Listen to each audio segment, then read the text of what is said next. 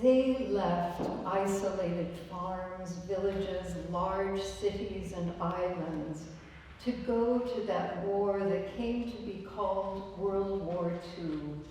Or war came to them, sending them to underground shelters and off in their boats to rescue stranded soldiers, or up in the sky with a secret message to deliver. Their consciences urged them to be warriors, pilots, nurses, doctors, resistance fighters, mothers, grandmothers, code breakers, spies, workers in factories, and peace-loving ambulance drivers at one of the bloodiest battles of the war. They were given places to shine, and they were held back, struggling to be seen as worthy to be warriors. They landed in the first wave of paratroopers and drowned in a flooded field, and they waited, their bag of supplies in hand, to ferry the wounded at Omaha Beach and keep them alive. They flew over oceans and mountains that took their breath away for their grandeur and danger. They trudged through jungles and spent years as prisoners of war, longing for loved ones as they did the work of surviving one more day. They liberated and documented extermination camps, and they blew up bridges and buried the uncountable dead. They searched for loved ones among the lists of survivors. These are stories of a few of them, connected to us, and people we came to know and found in archives, uncles, aunts, fathers, mothers, grandfathers, siblings, and friends. This afternoon, in the 81st year since the end of World War II, we honor their sacrifice by keeping this history alive. From the late 1930s, the rumblings of war grew louder and louder, reaching the far corners of this earth. Calls for young soldiers traveled into cities and through mountain passes to remote villages. Husbands, sons, and fathers living in a mountain village of Japan were called to war. On the chosen day, they left their homes and walked up the familiar steps to the village shrine, and then off to war. As the fighting spread, youth left towns in the outback of Australia that had mourned the deaths of their uncles and fathers only 20 years before. Olive, a young mother of twins in rural England, had to prepare her beloved husband Eric to leave for war, not knowing when or even if she would ever see him again. Loved ones readied soldiers to leave for war from Coventry, Laramie, Wyoming, Dresden, Tokyo, St. Petersburg, Edmonton, Alberta, Bombay, Tuskegee, Alabama, and the Maghreb. At last, the night before their departure arrives. In the silence of the night, the separation only hours away, wives and mothers keep watch, do what they can, and wonder, could their love stop the rising sun?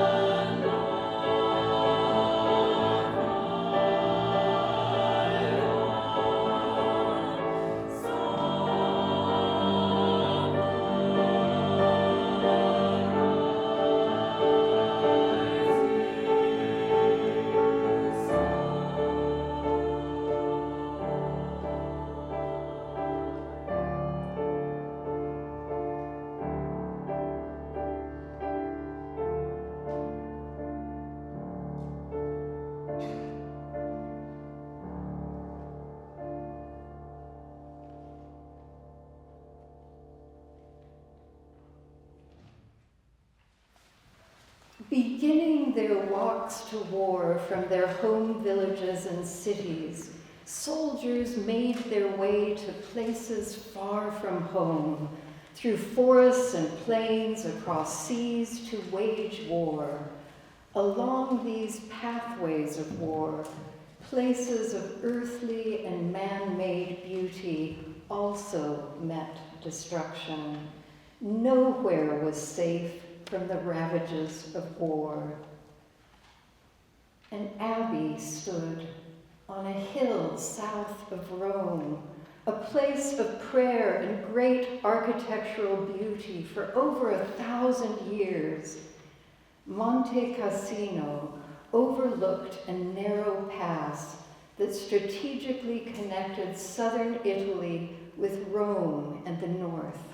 Mistaken for an enemy stronghold, Allied soldiers from Poland, the United States, the UK, and the extensive British Empire gathered. Among them was William Phelps Mullaney. He registered as a conscientious objector, but that did not mean he was unwilling to serve. Through the American Field Service, Bill drove an ambulance that ferried the wounded to safety from the Rio Rapido, saving the lives of countless soldiers from more than 12 countries, including those fighting for the other side. It was a winter of war.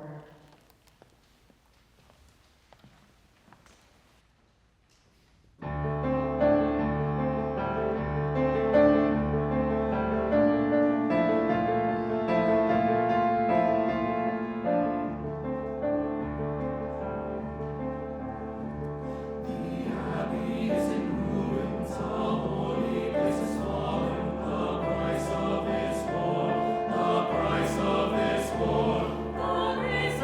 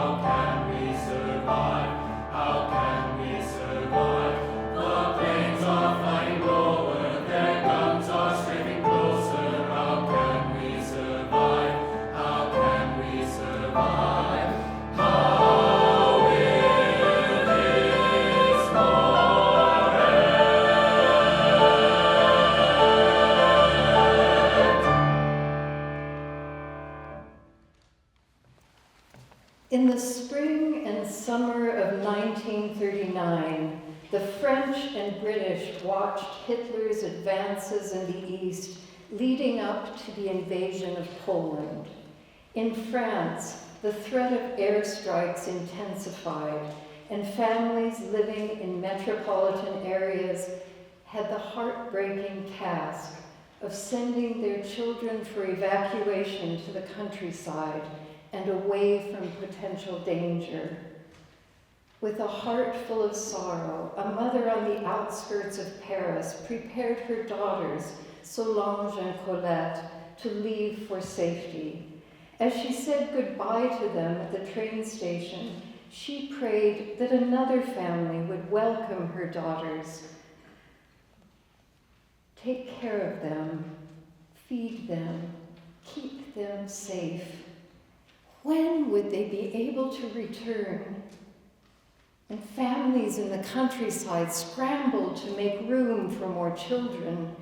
In a large schoolyard in rural France, Solange and Colette were standing in the schoolyard, the only two remaining. No family wanted to take two children, and the sisters refused to be separated.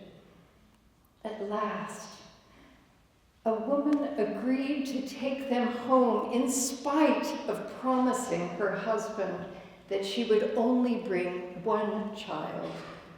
When the girls arrived, they were met by a father, angry at first, when he saw that there were two of them. And then Maria, a Polish evacuee, already living with the family, called out, "I want sisters!" In minutes, the father had a change of heart. He extended his arms and said, "Call me Papa Francois."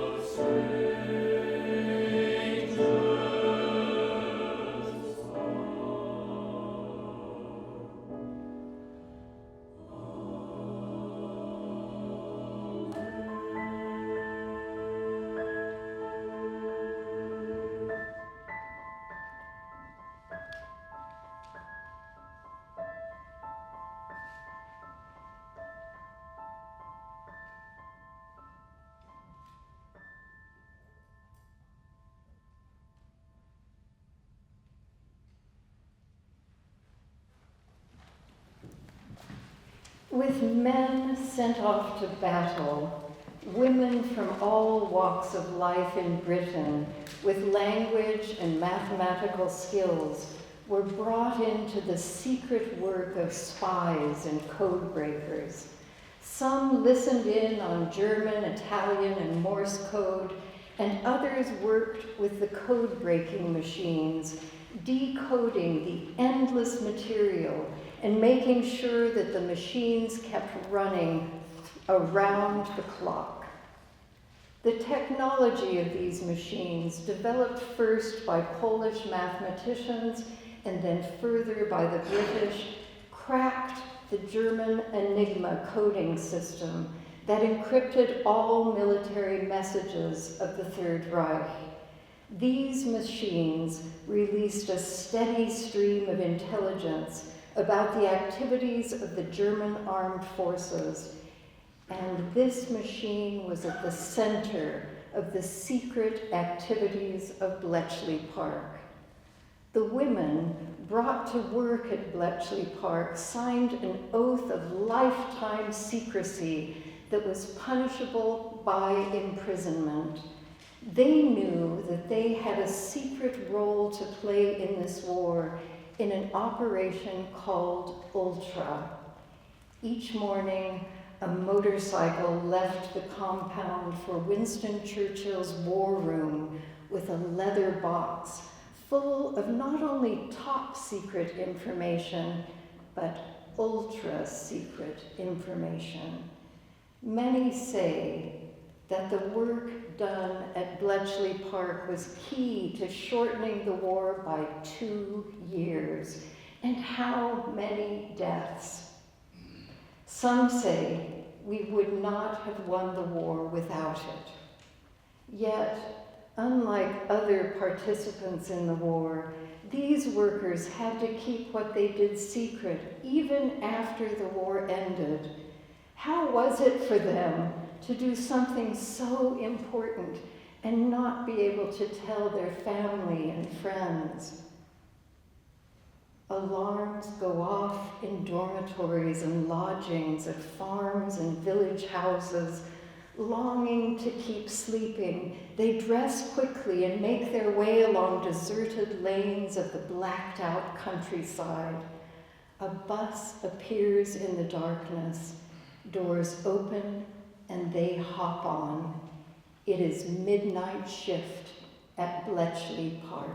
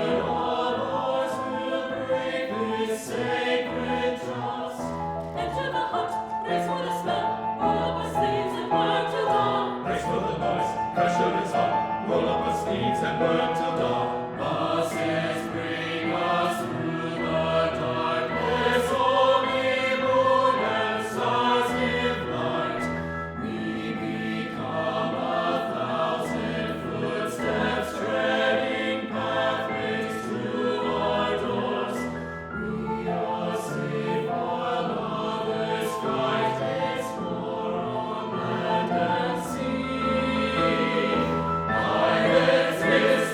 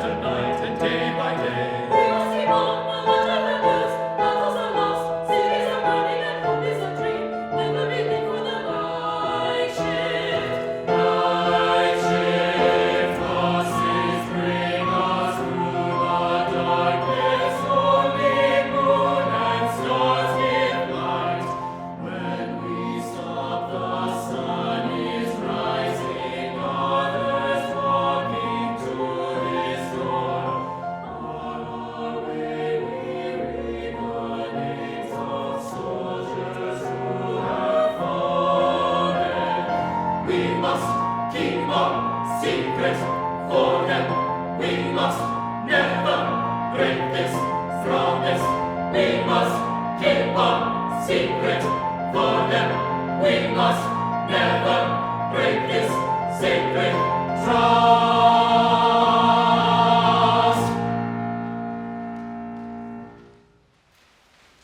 At the onset of Great Britain's entry into the war, Eric Woolerton joined the British Army and left for North Africa, saying goodbye to his beloved wife Olive and his twin sons, Duncan and Paul.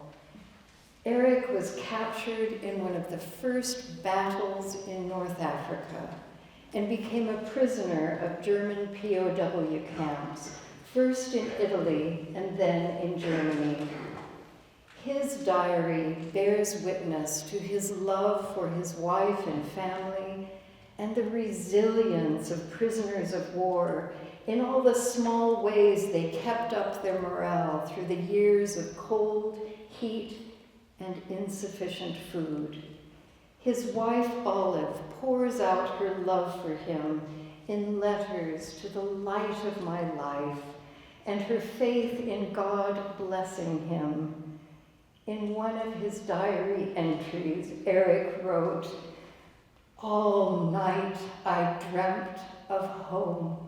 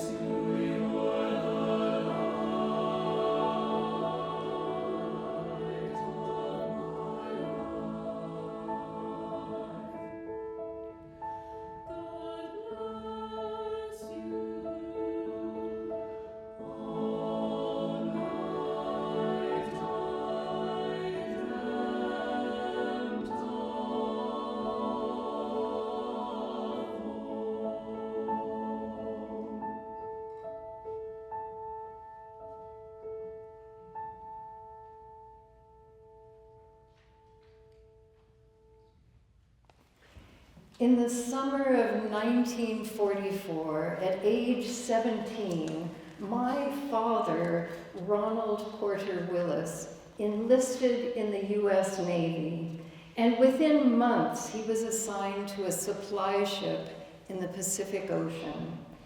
He and his fellow sailors took turns at the night watch, alone on the deck, watching the sea for submarines that could send deadly torpedoes.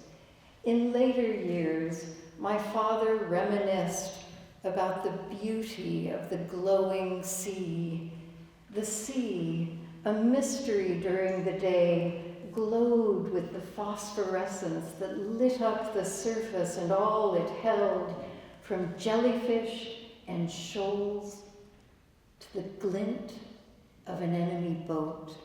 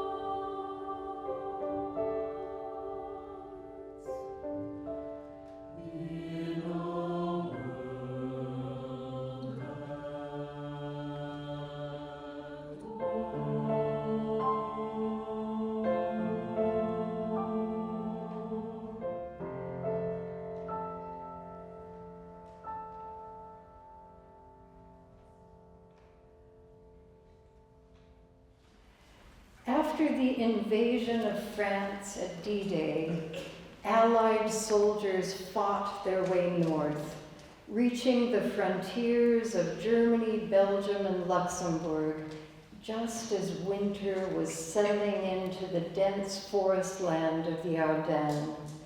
General Patton commanded American troops in this battle to cross the Rhine into Germany. A heavy, overcast sky blocked the Air Force from helping them. Supply lines were weak during this bloody offensive that came to be known as the Battle of the Bulge. Robert William Willis, my Uncle Bob, who passed away only a month ago at 101 years old, turned 20 in the middle of this battle. He was a runner. Under cover of darkness, he delivered messages from his captain to the foxholes in the forest. My uncle wrote, "It was the coldest winter in Europe in 50 years. During the day, you'd either walk uphill and downhill, or you'd dig your hole in the frozen ground and get all sweaty. Then when you'd quit, or when the sun went down, you'd about freeze to death. That was a lot of the misery, just surviving the cold. You just had to take care of yourself as best you could, clapping your hands together, stomping your feet. One of my jobs as Captain Thomas's runner was to know where all the platoon leaders' holes were, so that when he needed one of them, I'd have to go out and find them and lead them to his foxhole. One thing you don't think about is that in the woods at night, there is absolutely no light. No street lights like at home, and nobody dared show a light. No flashlights, no matches, no cigarettes. Sometimes even smoking a cigarette, the Germans could smell where you were. It was the coldest winter in decades.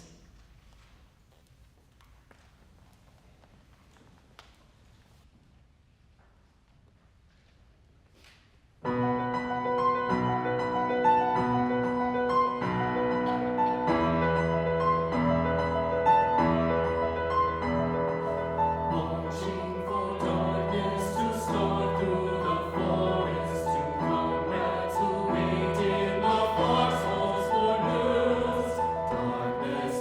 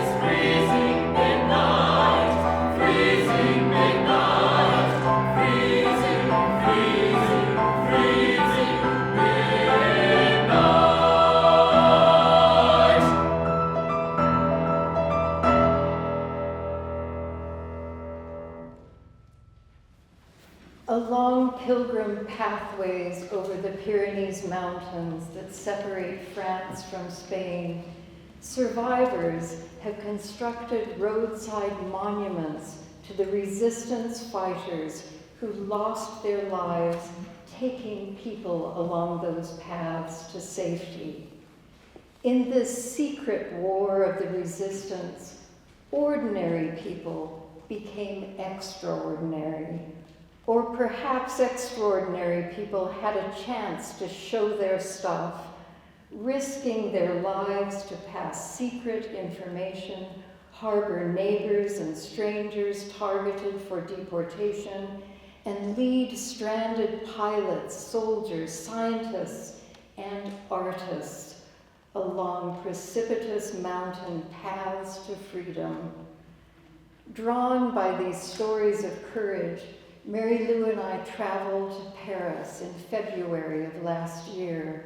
One of our walks led us through the doors of a church, Saint-Séverin, in the Latin Quarter. In the holy silence, remembering the role of churches as places to pass information, I could see a resistance fighter entering the space.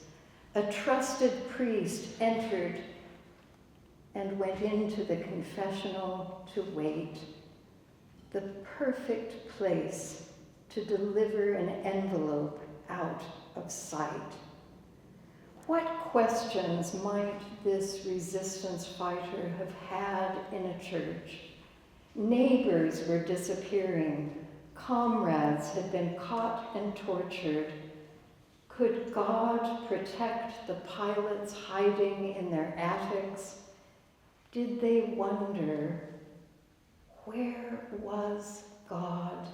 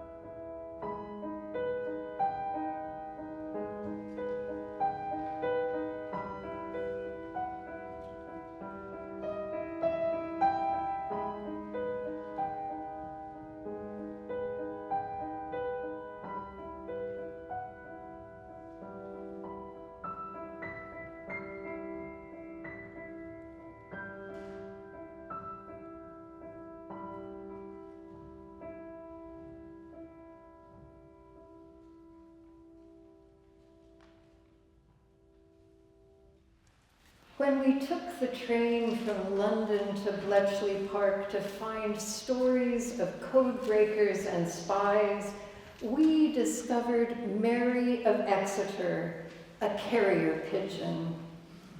Her handler, Cecil Charlie Brewer, was a bootmaker from Exeter. From 1940 to 45, she flew top-secret messages across the English Channel back to her roost at Charlie's loft in Exeter. When she was called in for a mission, Charlie took her to an airfield and she was flown across the Channel. Sometimes her basket connected to a parachute and dropped from the door of an airplane into a battleground where they were waiting with a message. Holding Mary, the soldier fastened the secret information to her leg, and then off she flew back across the English Channel to her roost, orienting herself by the magnetic pull of the earth. On her journeys home, she was wounded 3 times, twice by enemy fire and once by a falcon sent up by the enemy to take her down. She was stitched together with a total of 22 stitches, and still she flew. When a Luftwaffe bomber attacked Charlie's loft, Mary emerged uninjured. After the war, the British command rewarded her courage with a medal. She died of natural causes in 1950. Well done, Mary of Exeter. You did what only you could do.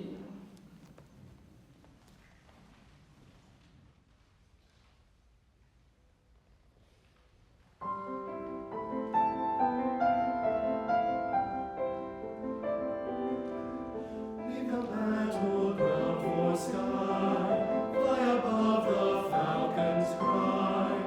Home is waiting just beyond that cloud. I can fly across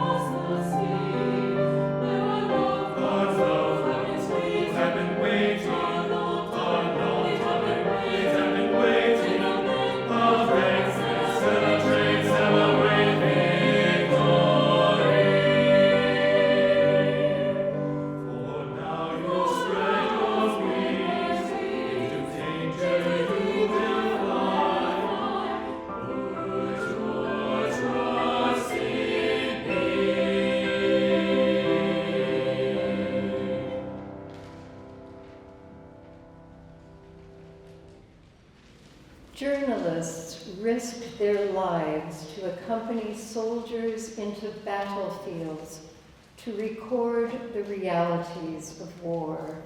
They took photographs and wrote the accompanying stories that were printed in newspapers and journals, delivered to doorsteps, and spoken over the radio. Journalists, including women such as Lee Miller, were among the first to enter extermination and prison camps. Their images, broadcast in the newsreels of neighborhood cinemas, became imprinted in the conscience of generations. Edward R. Morrow walked through the gates of Buchenwald after it was liberated on April 12, 1945. Of trying to describe what he saw, he wrote, "I pray you to believe what I have said about Buchenwald. I reported what I saw and heard, but only part of it. For most of it, I have no words. For that which has no words, for the courage of journalists and for the many who suffered the atrocities enacted in places on this earth, I invite you into a minute of silence."